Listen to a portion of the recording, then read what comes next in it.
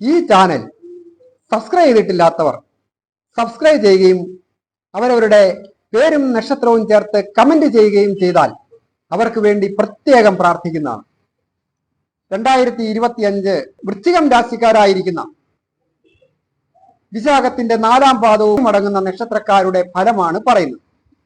ഈ സമയത്ത് അപ്രതീക്ഷിതമായ നേട്ടങ്ങളും അപ്രതീക്ഷിതമായ ചില സുഖാനുഭവങ്ങളും ഒക്കെ വന്നുചേരും.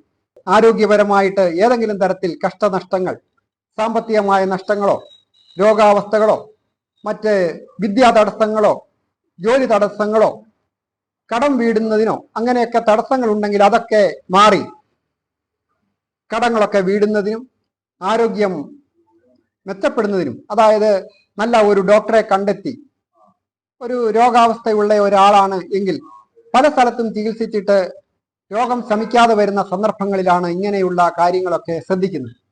ആയതിനാൽ ഓരോ കാര്യങ്ങൾ ചെയ്യുമ്പോഴും വളരെ ശ്രദ്ധയും ക്ഷമയും വിട്ടുവീഴ്ചയും ആവശ്യമാണ്. എന്നിരുന്നാലും ഒരു പരിധിവരെ ശ്രമം കൊണ്ട് നേടുവാനായിട്ട് സാധിക്കും. ധനസ്ഥാനത്തിന്റെ അധിപൻ സുഖസ്ഥാനത്ത് കൂടി നിൽക്കുന്നു. അങ്ങനെ ഒരു നേട്ടവും കൂടെ ഇപ്പോൾ ഉണ്ട്. അത് വിദ്യാർത്ഥികൾക്ക് വിദ്യാവിജയങ്ങൾ വന്നിട്ടുണ്ട്. അതുപോലെ തന്നെ ഏജ് ഓവറായിട്ട് നിൽക്കുന്ന യുവതി യുവാക്കൾക്ക് മനസ്സിനിണങ്ങിയ രീതിയിൽ വിവാഹം വന്ന് നടക്കുവാനും വാക്കാകാനും യോഗമുണ്ട്. പിണങ്ങി നിൽക്കുന്ന ദമ്പതികൾക്ക് ഈശ്വരാധീനത്തിന്റെ ഇരട്ടി ശക്തി വർദ്ധിക്കുകയാൽ ഈ വിക്രമസ്ഥാനത്ത് നിൽക്കുന്ന വ്യാഴം ആ ദാമ്പത്യ ഭാവത്തിലേക്ക് പൂർണ്ണമായ ദൃഷ്ടി ഇരട്ടി ശക്തിയോടുകൂടി നൽകുന്നതിനാൽ കോടതി മുഖാന്തരമൊക്കെ അത് ചില കാര്യങ്ങൾക്ക് ദോഷമാണ് എങ്കിലും അപ്രതീക്ഷിതമായ ചില നേട്ടങ്ങളും തൻ്റെ ഇടത്തോടുകൂടിയ പ്രവർത്തനങ്ങളും വിജയിക്കുന്നതിന് പല കാര്യങ്ങളിലും പരാജയപ്പെട്ട് നഷ്ടങ്ങളിൽ നിൽക്കുന്നവർ അവർക്ക് പ്രവർത്തിച്ച് മുന്നേറുവാൻ സർവേശ്വരകാരകനും സർവ സമ്പത്പ്രദാത്രിയുമായ വ്യാഴം തൊഴിൽ സ്ഥാനത്തിന്റെ അധിപനും അതുപോലെ തന്നെ രാശിയുടെ അധിപനും കൂടിയാണ്. അങ്ങനെയുള്ള ഈ വ്യാഴഗ്രഹം വിക്രമസ്ഥാനമായ അല്ലെങ്കിൽ ധൈര്യത്തിന്റെയും വീര്യത്തിന്റെയും ഭാവത്തിൽ നിൽക്കുന്നു.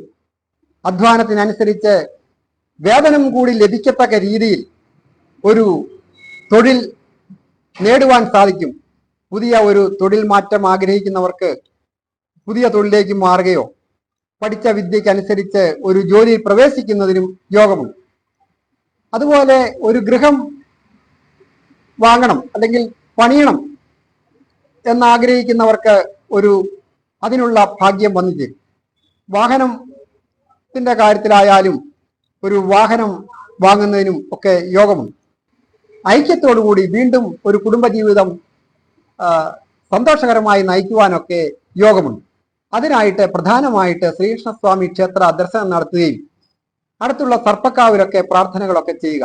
എല്ലാവർക്കും നന്മ വരുവാനായിട്ട് പ്രാർത്ഥിക്കുന്നു.